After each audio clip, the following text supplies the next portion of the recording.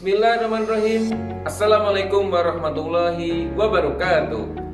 Baik anak-anak yang selalu dicintai, disayangi, dirahmati oleh Allah SWT, hari ini bersama Pak Gading kita akan mempelajari materi geografi di kelas 10, yaitu mengenai pemetaan dasar. Untuk lebih jelasnya, kita simak video setelah ini ya. Tujuan pembelajaran memahami dasar-dasar pemetaan. Yang pertama adalah pengertian peta, kemudian syarat peta yang baik, dan ketiga adalah komponen peta. Negasi imsak, barang siapa berhijrah di jalan Allah, niscaya mereka mendapati di muka bumi ini tempat hijrah yang luas dan rezeki yang banyak. Barang siapa keluar dari rumahnya dengan maksud berhijrah kepada Allah dan Rasulnya, kemudian kematian menimpanya sebelum sampai ke tempat yang tuju, maka sungguh telah tetap pahalanya di sisi Allah, dan adalah Allah yang Maha Pengampun lagi Maha Penyayang. Di dalam surat An-Nisa surat keempat ayat ke-100.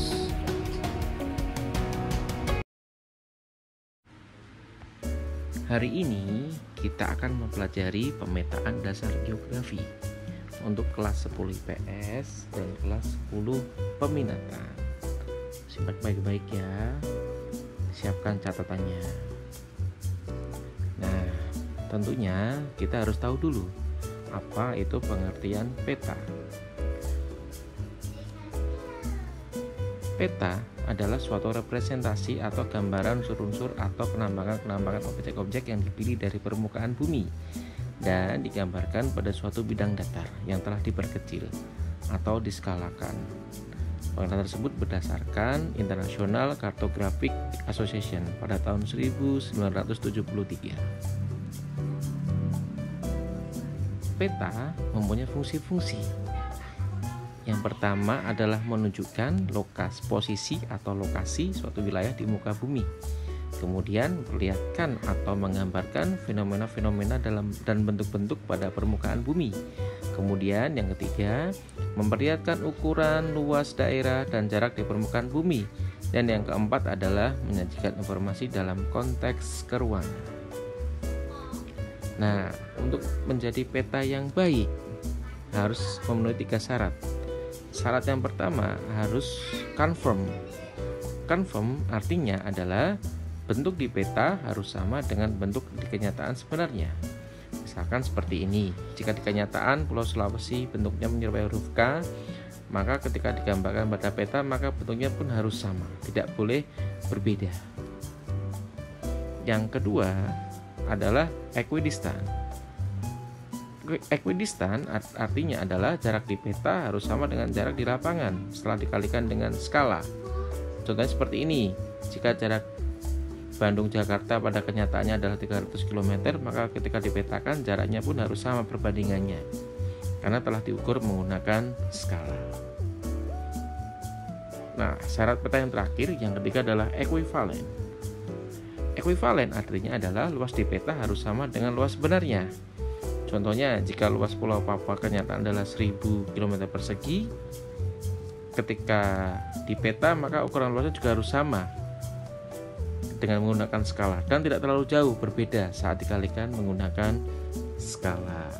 Jadi membuat peta tidak boleh sembarangan ya, harus memenuhi 3 syarat ini. Nah, selanjutnya kita akan membahas mengenai komponen-komponen peta. Ada 7 komponen peta. Yang pertama adalah judul peta. Yang kedua petunjuk arah. Yang ketiga adalah legenda. Yang keempat skala peta. Yang kelima adalah simbol. Yang keenam insert. Yang ketujuh adalah garis peta. Yuk kita simak ya. Yang pertama adalah judul peta, mewakili isi dari peta. Karena yang dipetakan adalah wilayah Jawa Tengah, maka judulnya adalah peta Jawa Tengah. Saya rasa cukup jelas ya. Kita lanjut. Yang kedua adalah petunjuk arah atau orientasi. Fungsinya menggambarkan petunjuk arah. Dalam hal ini yang sering dipakai adalah utara agar mudah dipahami oleh pembaca. Contoh simbolnya seperti ini. Ini ada banyak sekali, tergantung dipilih yang mana oleh pembuat peta. Biasanya utara ditaruh yang paling atas. Fungsinya apa? Biar tidak terbalik. dalam memahami sebuah peta. Untuk barat, selatan, dan timur biasanya mengikuti. Baik, selanjutnya adalah legenda peta. Kotak kecil yang berisi simbol-simbol dan memuat keterangan pada peta agar mudah dipahami. Nah, contohnya seperti ini. Jalan utama, simbolnya garis merah. Ataupun kotak kecil merah persegi, ada kotak putih di dalamnya, artinya adalah ibu kota. Jadi, pembaca biar paham dengan isi pada peta tersebut. Lanjut, yang keempat adalah skala peta. Skala peta adalah perbandingan jarak pada peta dengan jarak sebenarnya. Ada 3 macam skala peta. Yang pertama adalah skala angka atau numerik. Yang kedua skala grafis. Yang ketiga adalah skala kalimat atau verbal. Skala numerik atau angka dinyatakan dalam bentuk angka perbandingan. Contohnya nih, 1:25.000. Artinya setiap 1 cm pada peta sama dengan 25.000 cm jarak sebenarnya, atau 2,5 km pada kondisi sebenarnya. Ingat, 1 km setara dengan 100.000 cm. Lanjut, skala garis atau skala grafis. Skala yang dinyatakan dalam bentuk sebuah ruas bilangan atau batang pengukur. Contohnya seperti ini.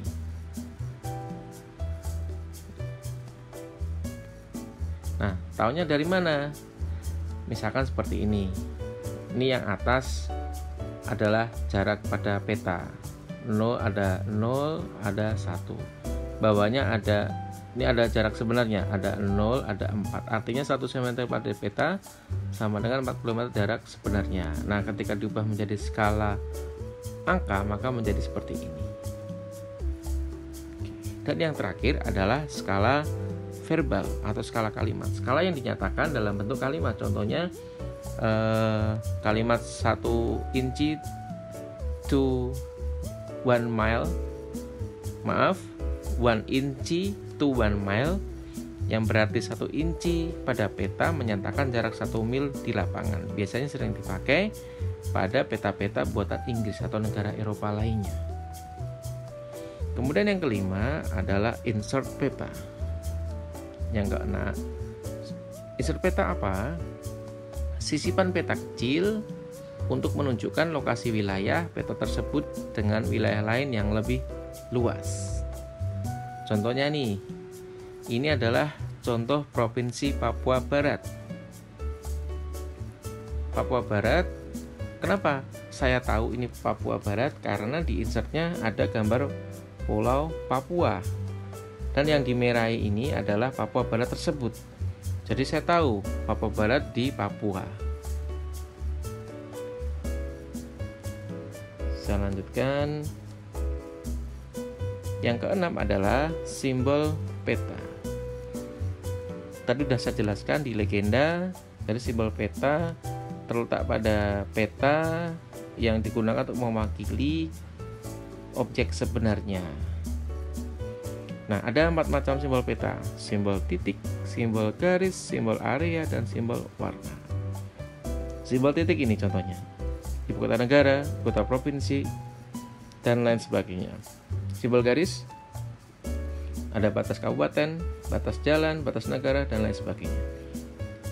Kemudian simbol area ada danau, rawa, hutan, dan lain sebagainya. Kemudian simbol warna ada contohnya ketinggian daratan, kemudian ada kedalaman laut.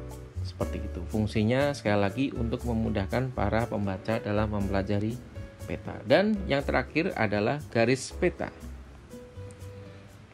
Garis peta adalah garis koordinat pada peta, terdiri dari garis lintang, bujur, dan ekuator. Jadi ini hanya garis khayal ya. Jadi di kenyataan tidak ada. Memang sengaja diciptakan oleh pembuat peta agar memudahkan para pembaca dan untuk mempelajari sebuah wilayah.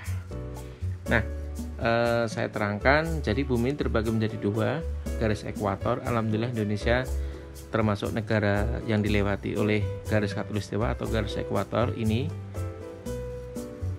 Oke, seperti itu. Ini adalah garis ekuator atau 0 derajat ya. Kemudian ada garis lintang. Garis lintang ini letaknya di atas garis ekuator, sama-sama melintang sejajar, bisa di atas ataupun di bawah. Biasanya digunakan sebagai dasar pembagian iklim suatu wilayah. Selanjutnya adalah garis bujur. Garis bujur ini membujur dari utara ke selatan. Biasanya digunakan sebagai dasar pembagian waktu. Ada yang tahu nggak posisi koordinat Indonesia? Indonesia terletak di 6 derajat lintang utara sampai 11 derajat lintang selatan.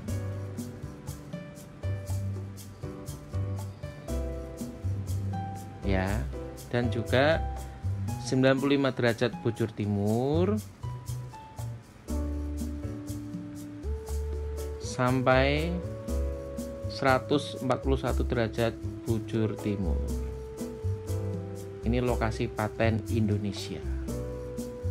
Taunya dari mana? Ya dari garis peta ini. Ya.